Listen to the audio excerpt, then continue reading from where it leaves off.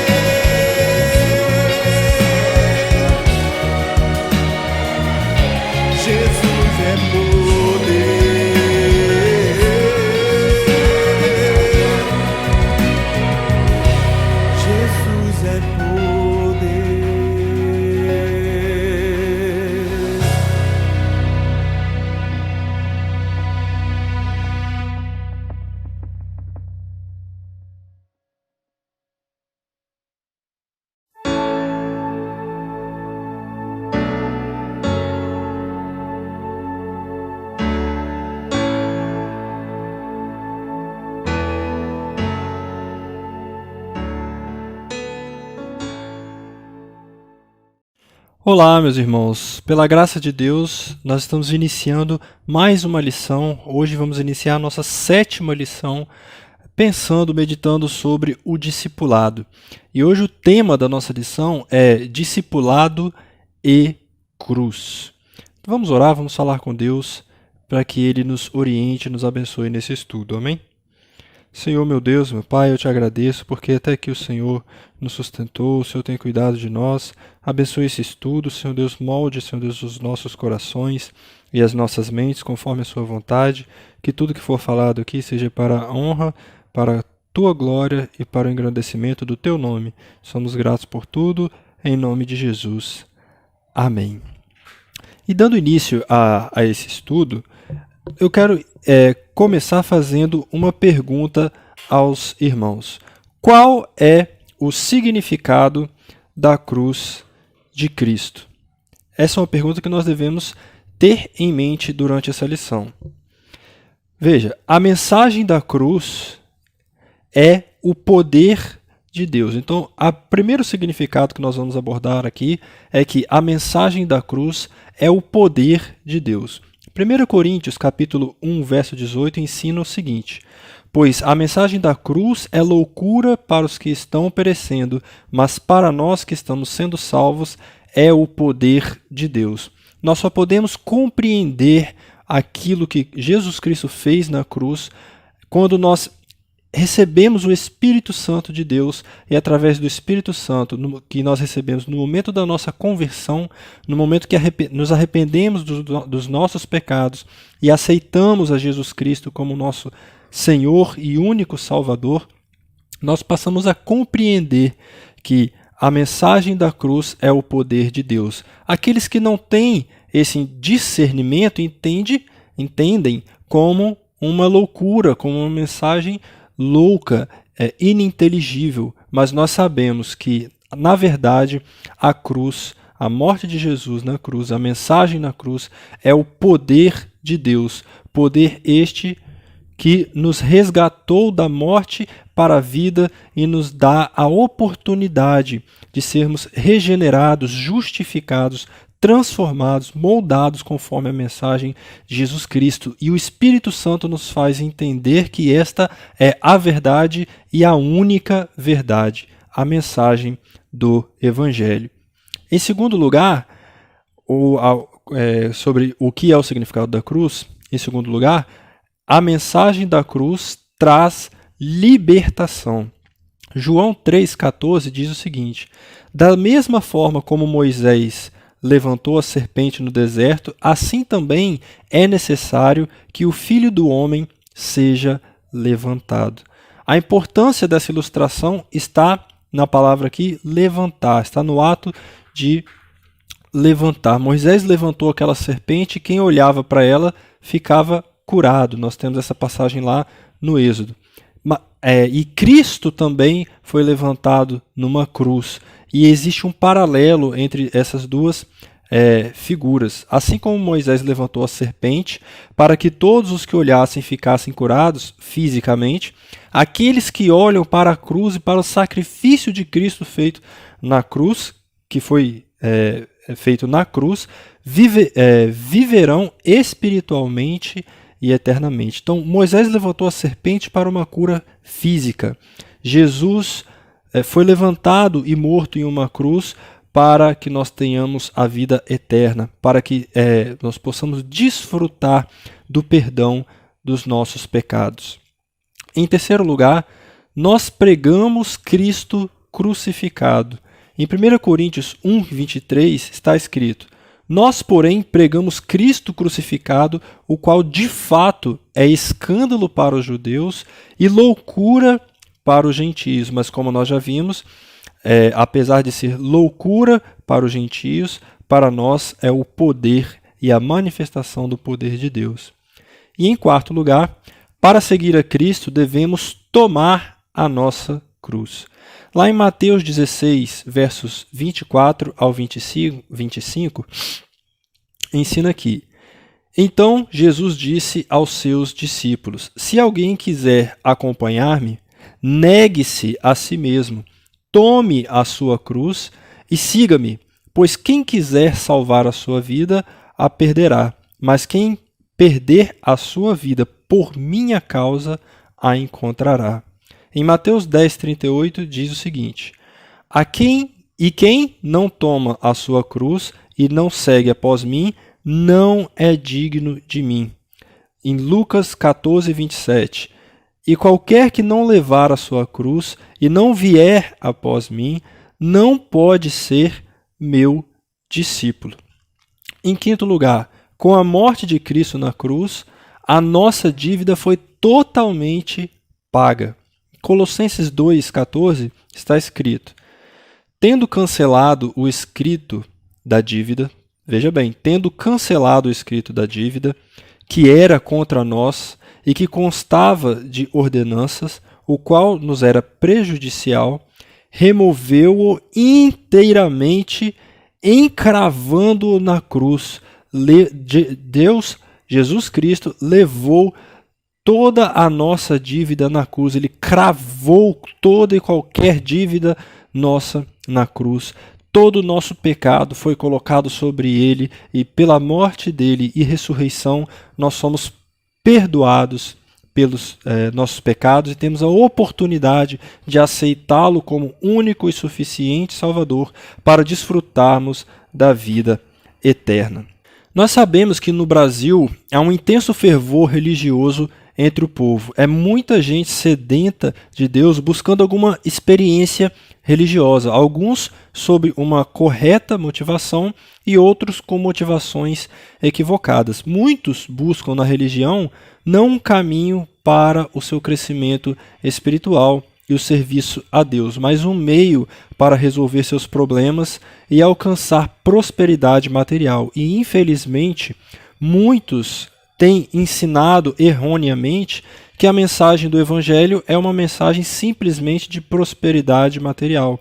Eu já tive a oportunidade de ouvir alguém conversando sobre o Evangelho, falando que nós podemos exigir coisas de Cristo, que se nós queremos alguma coisa de Cristo, nós temos que exigir e Ele tem que fazer. Veja que frase terrível, totalmente desconexa com a verdade do Evangelho, totalmente errada em relação à Bíblia, porque nós não podemos exigir nada de Cristo. Quem somos nós para exigir alguma coisa de Cristo? Quem somos nós para impor regras ao próprio Deus? Nós devemos servi-lo, nós devemos nos humilhar diante dele, nós devemos obedecer e fazer a sua santa e soberana vontade. Quando Jesus deu início ao seu ministério, sua fama se espalhou e muitas pessoas se aproximaram dele. Muitas delas, porém, interessadas apenas em benefícios pessoais e materiais. E, infelizmente, como eu já disse, esse é um fato que se repete muito hoje, né? Infelizmente. Como fazia parte do ministério de Jesus desafiar as pessoas, houve momentos em que ele confrontou seus seguidores expondo suas reais motivações. Jesus jamais alterou sua mensagem visando atrair mais adeptos. Tanto é que, como nós vimos na aula passada, o moço rico que perguntou a Jesus o que deveria fazer para ser salvo, entristeceu seu coração quando Jesus disse que ele deveria vender os seus bens, dar aos pobres e seguir a Jesus Cristo. Ele não estava disposto a seguir a Cristo. Ele não estava disposto a abrir mão daquilo que estava no coração dele para que Cristo reinasse no seu coração. Ele preferiu, deu mais importância à sua riqueza do que à graça divina. Jesus não negociava com os pretensos seguidores a fim de facilitar a decisão deles. E isso nós vemos muito bem nesse episódio daquele moço rico.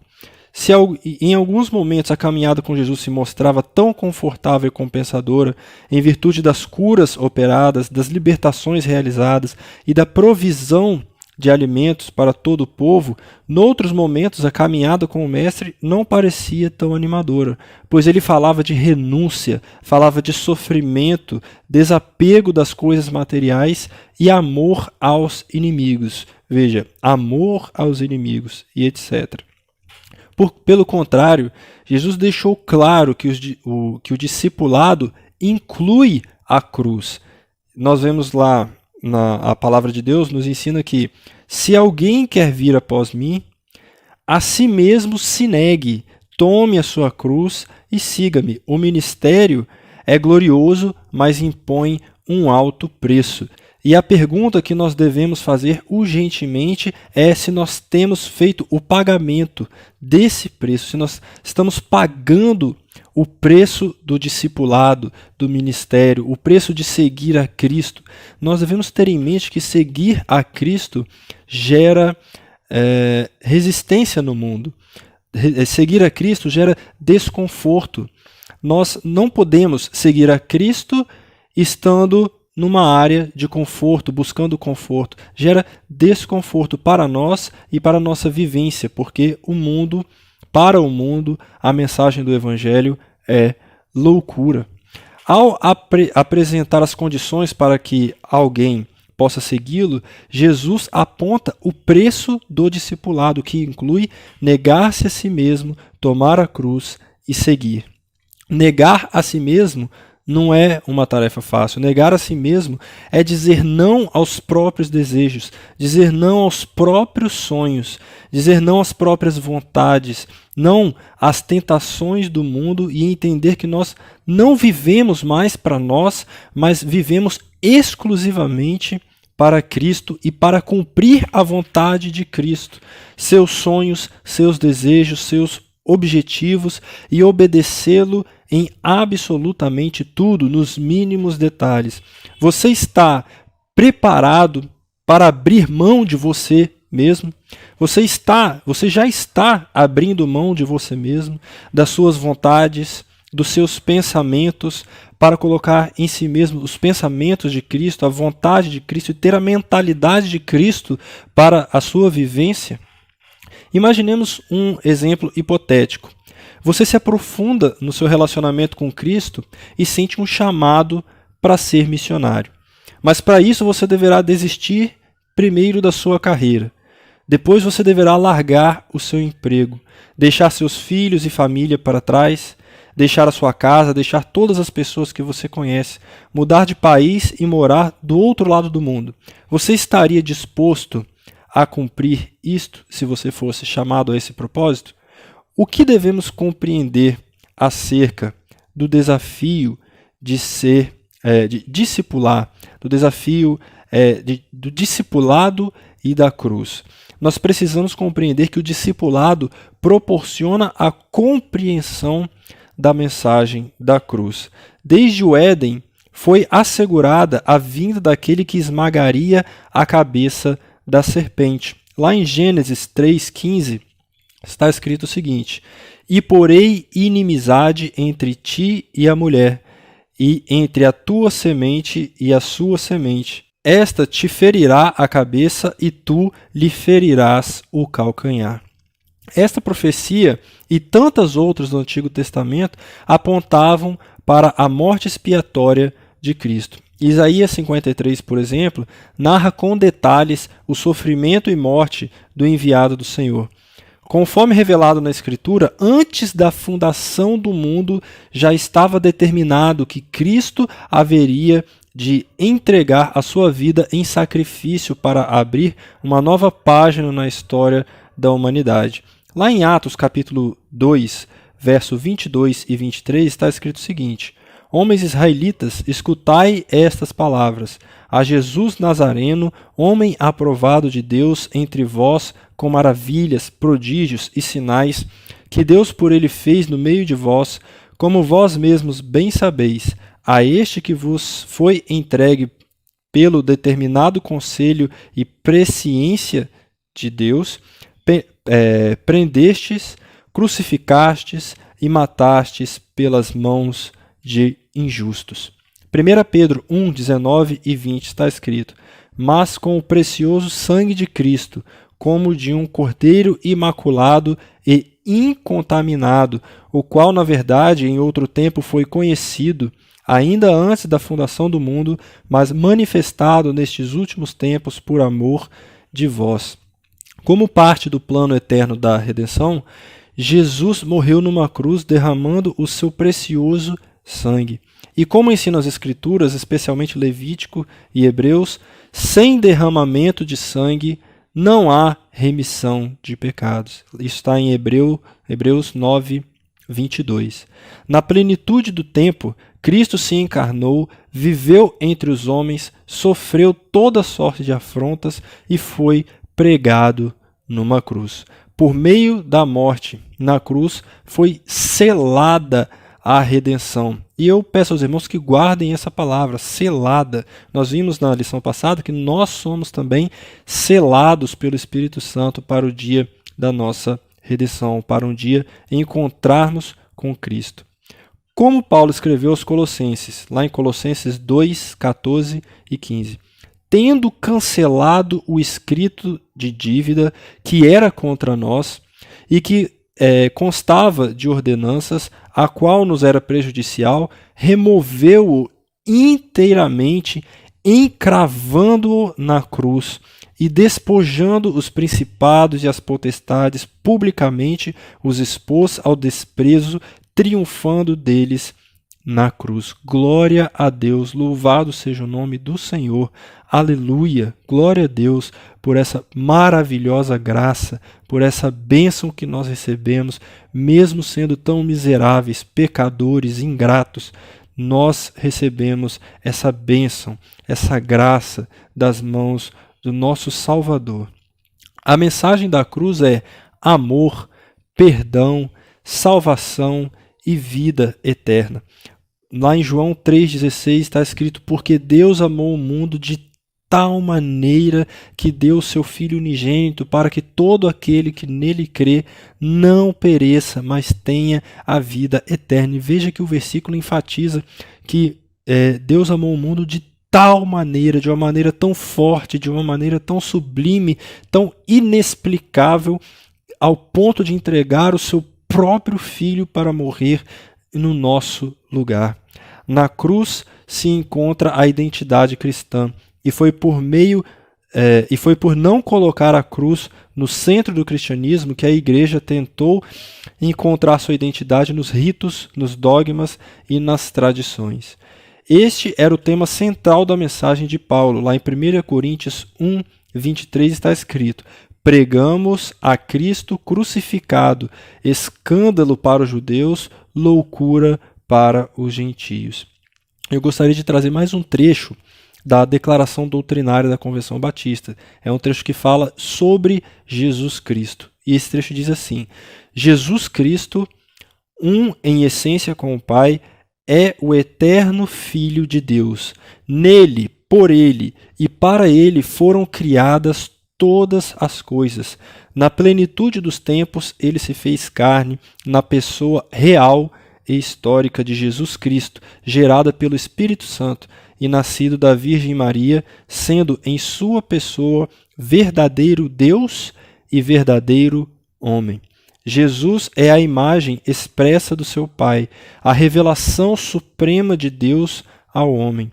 Ele honrou e cumpriu plenamente a lei divina e revelou e obedeceu toda a vontade de Deus. Identificou-se perfeitamente com os homens, sofrendo o castigo e expiando a culpa de nossos pecados, conquanto ele mesmo não tivesse pecado. Para salvar-nos do pecado, morreu na cruz, foi sepultado e ao terceiro dia ressurgiu dentre os mortos, e depois de aparecer muitas vezes a seus discípulos, ascendeu aos céus, onde a destra do Pai exerce seu eterno sumo sacerdócio. Jesus Cristo é o único mediador entre Deus e os homens e o único e suficiente Salvador e Senhor. Pelo seu Espírito, ele está presente e habita no coração de cada crente e na igreja. Ele voltará visivelmente a este mundo em grande poder e glória para julgar os homens e consumar sua obra redentora. Glória a Deus, louvado seja o nome do Senhor. O discipulado impõe a responsabilidade de carregar a cada dia a cruz. O discipulado não se limita a confessar a Cristo como Salvador e Senhor. Impõe renúncia, obediência, abnegação, enfim, impõe responsabilidade de carregar a cruz dia a dia. Mas o que isso significa? Pode-se considerar estes dois primeiros significados. Primeiro, tomar a cruz significa dispor-se a romper ligações com o mundo. Lá em Tiago 4, verso 4, ensina o seguinte: adúlteros, vocês não sabem que a amizade com o mundo é inimizade com Deus? Quem quer ser amigo do mundo, faz-se inimigo de Deus. Em Mateus 16, 26 está escrito: pois que adiantará o homem ganhar o mundo inteiro e perder a sua alma? Ou o que o homem poderá dar em troca da sua alma?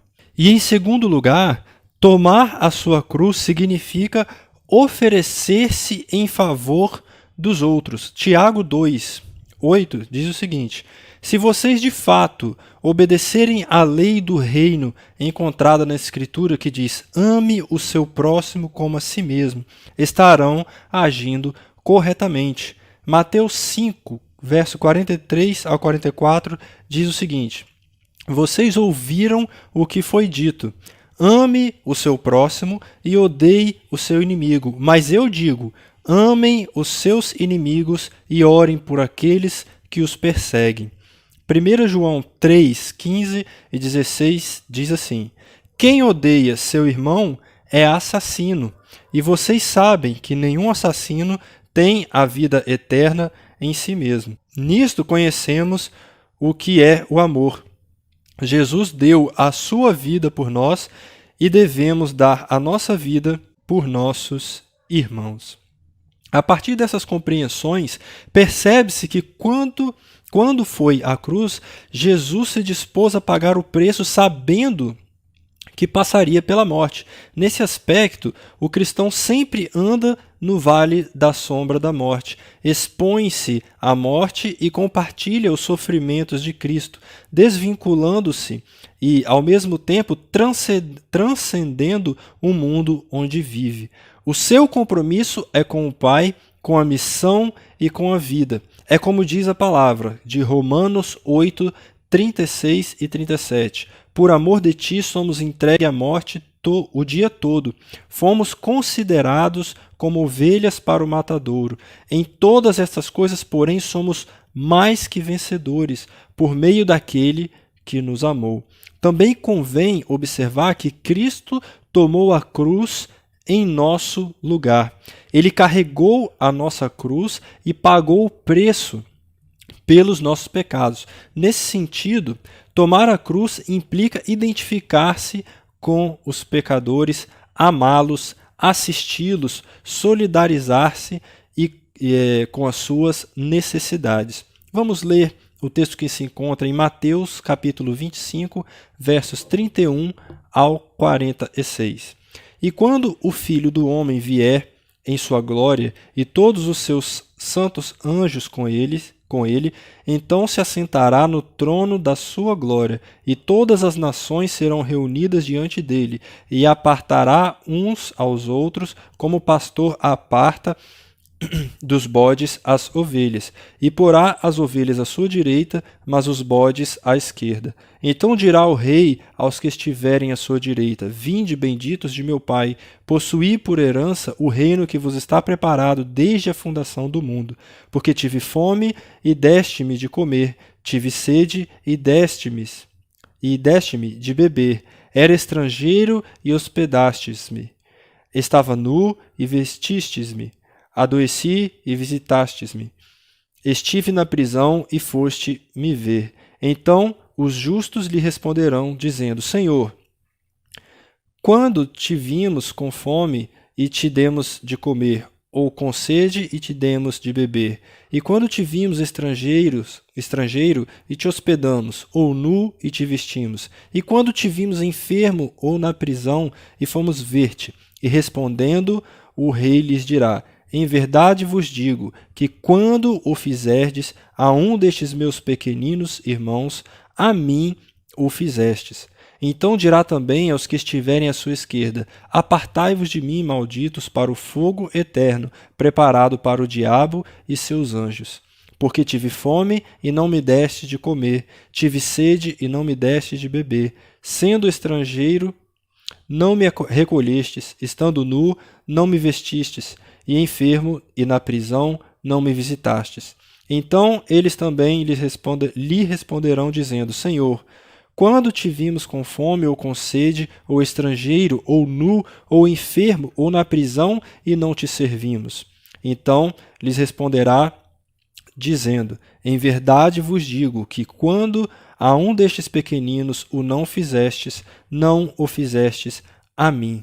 E irão estes para o tormento eterno, mas os justos para a vida eterna. Portanto, tomar a cruz pode significar, à semelhança de Cristo, levar as cargas uns dos outros, como recomenda a palavra de Deus, em Gálatas 6, 2. Levai as cargas uns dos outros, e assim cumprireis a lei de Cristo. E nós devemos realmente meditar, nós devemos, na nossa caminhada, olhar para os lados e observar os irmãos, observar as pessoas, se elas necessitam de ajuda para carregar as suas cargas. Você pode carregar a carga de alguém orando por essa pessoa, acompanhando, discipulando essa pessoa. Você tem ajudado alguém? Você tem carregado a carga de alguém? Ou você tem vivido uma vida egoísta do ponto de vista cristão, uma vida que se dispõe a viver fazendo simplesmente a sua vontade, vivendo para si, visando seus próprios ganhos, entre aspas? No contexto do discipulado, a cruz é, portanto, sofrimento por amor a Cristo, ao próximo e ao mundo. Quantas vezes sofremos por saber ou ver desgraças que atingem nossos irmãos pelo mundo afora? É gente que, à semelhança de Cristo, sofre e morre devido à maldade humana. Eu até gostaria de, lendo essa passagem, eu me recordei do livro Heróis da Fé. É um livro excelente que mostra um pequeno relato da vida dos mártires, né, dos homens que se dispuseram a seguir a Cristo, e muitos deles morriam no campo missionário. E é interessante notar que eles realmente dedicavam a vida à obra missionária. Eles saíam de seus países, iam para países inóspitos, iam para morar perto de tribos, algumas vezes tribos canibais, procuravam explorar a terra de maneira a abrir o caminho para os demais missionários que viriam depois. E são homens que, muitas das vezes, em muitos dos exemplos, ficavam anos e anos e anos sem ver sua esposa, sem ver seus pais. Às vezes os pais morriam e eles já nem tinham mais a oportunidade de vê-los, por óbvio. Não viam seus filhos crescerem. Quando iam saber, as esposas já tinham morrido. Eram pessoas que se entregavam, abriam mão de si mesmos por amor à mensagem do Evangelho. E nós precisamos seguir esses exemplos de missionários que entregaram tudo pela mensagem do Evangelho, para a expansão da mensagem de Cristo. E nós devemos pensar se nós temos agido, temos feito, ou pelo menos pensado dessa forma. Eu me recordo, há um tempo atrás, um missionário nos visitou na nossa igreja, e uma das falas dele, ele estava explicando sobre a viagem que ele faria, e na viagem que ele faria, ele corria um certo risco de morrer. E ele disse algo interessante, ele disse: irmãos, se nós não nos vermos mais aqui, nós nos encontraremos no céu. Então veja que ele tinha a plena consciência do que ele estava arriscando e do que ele estava entregando a Cristo para cumprir o chamado de ser um missionário. As páginas da história estão manchadas pelo sangue de inúmeros mártires. É gente que morreu carregando a cruz. Gente por quem deveríamos também carregar a cruz, sofrendo junto. Lá em Filipenses 1, 29 e 30 está escrito: porque vos foi concedida a graça de padeceres por Cristo, e não somente de crerdes nele, pois tendes o mesmo combate que vistes em mim, e ainda agora ouvis que é o meu. O discipulado prepara o discípulo para as consequências da cruz. Viver em Cristo implica assumir as consequências da cruz. A cruz é motivo de escândalo, mas é sobretudo motivo de glória. O apóstolo disse em Gálatas 6, 14 o seguinte: mas longe esteja de mim gloriar-me, senão na cruz de nosso Senhor Jesus Cristo, pelo qual o mundo está crucificado para mim e eu para o mundo. Nos dias do apóstolo Paulo, viver em Cristo muitas vezes significava assinar o próprio atestado de óbito. Muitos cristãos foram crucificados, serrados ao meio, decapitados, queimados, apedrejados, devorados por feras, pelo fato de confessar a fé no Cristo ressurreto, no nosso Senhor. E veja, isso aconteceu muito no passado, mas hoje ainda acontece, a perseguição religiosa. Muitos de nossos irmãos, nós já tivemos oportunidade de assistir em alguns vídeos, se reúnem em locais extremamente escondidos, às vezes esgotos, às vezes locais insalubres, mas é ali que ele tem a oportunidade de falar do amor de Cristo, de se reunir com outras pessoas e ensinar a mensagem do Evangelho. E nós precisamos valorizar a oportunidade que nós temos de estar reunidos em igreja como irmãos, a oportunidade que nós temos de ter em nossas mãos e na nossa língua a palavra de Cristo. E nós devemos entender que pessoas sofreram e pessoas morreram para que nós tivéssemos a oportunidade de ter a palavra em nossas mãos. E nós precisamos ter essa consciência e buscar essa consciência. Inclusive, por isso é até interessante ler esse livro, Heróis da Fé, porque ele mostra um pouco dessa caminhada. A carta aos Hebreus faz referência a heróis da fé que sofreram torturas horrendas por causa de sua fé, homens dos quais o mundo não era digno. Hebreus 11:38. Passaram-se os séculos e milênios, o mundo passa por transformações, mas o preço do discipulado é exatamente o mesmo. Somos desafiados a carregar a cruz, estando preparados para as consequências desta opção. Paulo preveniu a Timóteo quanto a isso. Ele diz: tu, porém, tens seguido de perto o meu ensino, procedimento, propósito, fé, longanimidade, amor, perseverança, as minhas perseguições e os meus sofrimentos, quais me aconteceram em Antioquia, Icônio e Listra, que variadas perseguições tenho suportado. De todas, entretanto, me livrou o Senhor. Todos quantos querem viver piedosamente em Cristo Jesus são perseguidos, mas nós devemos nos lembrar das bem-aventuranças, né? Somos bem-aventurados quando somos perseguidos por causa do nome de Cristo. Encorajando os cristãos diante das perseguições iminentes, Pedro escreveu em 1 Pedro 5:10: Ora, o Deus de toda graça, que em Cristo vos chamou à sua eterna glória, depois de terdes sofrido por um pouco, Ele mesmo vos há de aperfeiçoar, firmar, fortificar e fundamentar. A cruz é símbolo da vitória de Cristo e do seu povo, como afirma Paulo lá em Romanos 8, de 26 a 28. Em todas essas coisas, porém, somos mais que vencedores por meio daquele que nos amou, porque eu estou bem certo de que nem a morte, nem a vida, nem os anjos, nem os principados, nem as coisas do presente, nem do porvir, nem os poderes, nem a altura, nem a profundidade, nem qualquer outra criatura poderá separar-nos do amor de Deus que está em Cristo Jesus, nosso Senhor. E eu gostaria de trazer um louvor que foi escrito por Stênio Márcios, que é um compositor cristão que trata da cruz de Cristo. A canção o louvor chama-se O Que Ninguém Viu, e diz assim: que triste espetáculo é este!